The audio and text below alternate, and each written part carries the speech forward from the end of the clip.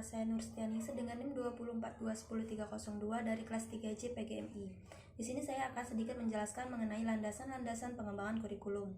Pengertian landasan berarti tumpuan, dasar atau alas. Karena itu landasan merupakan tempat bertumpu atau titik tolak atau dasar pijakan. Kemudian pengertian pengembangan kurikulum. Pengembangan kurikulum pada hakikatnya adalah proses penyusunan rencana tentang isi dan bahan pelajaran yang harus dipelajari serta bagaimana cara mempelajarinya.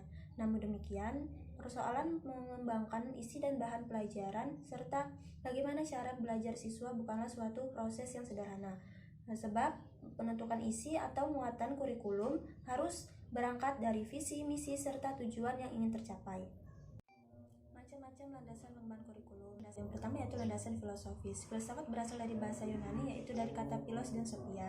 Philos artinya cinta yang mendalam dan sophia adalah kearifan atau kebijaksanaan. Dengan demikian, filsafat secara harfiah berarti sebagai pandangan hidup bagi individu. Sebagai suatu landasan fundamental, filsafat memegang peranan penting dalam proses pengembangan kurikulum.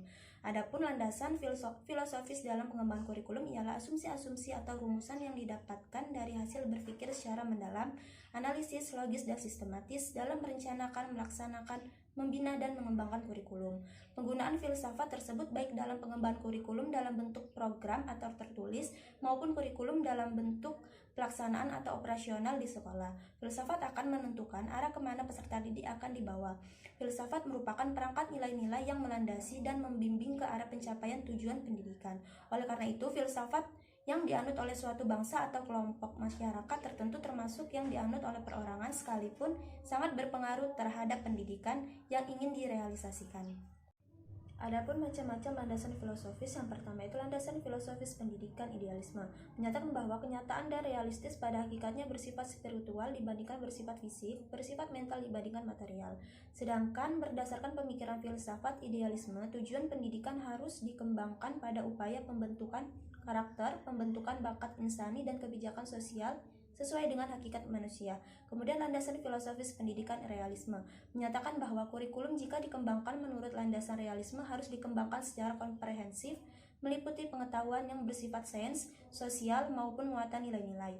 Isi kurikulum lebih efektif diorganisasikan dalam bentuk mata pelajaran karena memiliki kecenderungan orientasi pada mata pelajaran.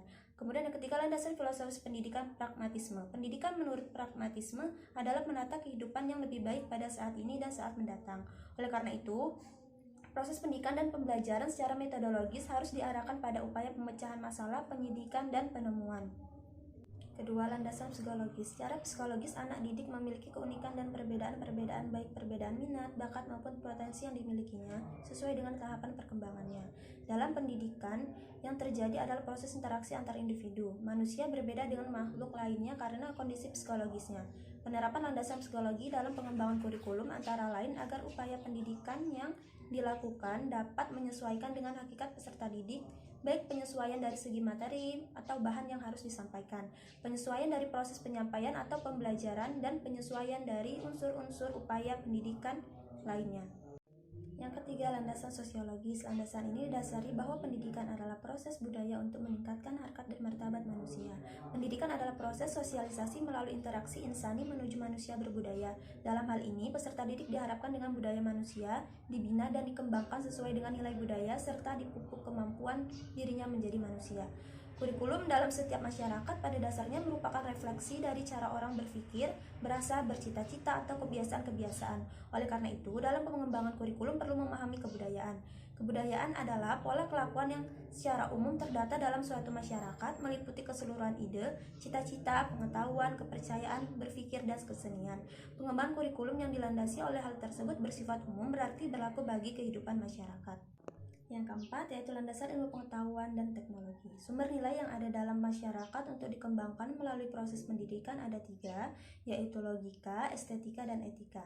Ilmu pengetahuan dan kebudayaan adalah nilai-nilai yang bersumber pada logika atau pikiran.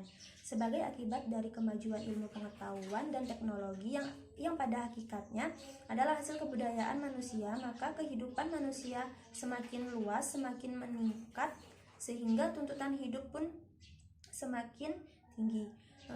Pengembangan kurikulum harus memperhatikan iptek, karena tanpa memperhatikan iptek, kurikulum tersebut akan ketinggalan zaman dan pelajar tidak dapat ilmu yang dituntut oleh dunia kerja. Sehingga pada hakikatnya inovasi kurikulum terus berjalan mengiringi kemajuan zaman, sehingga menghasilkan materi pembelajaran berupa struktur ilmu perkembangan iptek. Menurut Sanjaya tahun 2008, agar kurikulum sesuai dengan perkembangan iptek, ada beberapa hal yang harus diperhatikan. Yang pertama yaitu kebutuhan masyarakat, yang kedua kebutuhan dari industri, dan yang ketiga yaitu penyesuaian dengan teknologi yang sedang berkembang dan ada pada saat itu. Dan yang keempat, menyesuaikan dengan perubahan pola hidup dalam sistem Ipolek Sosbud Hankam. Sekian penjelasan dari saya. Mohon maaf apabila ada kesalahan dan kekurangan. Saya akhiri, wassalamualaikum warahmatullahi wabarakatuh.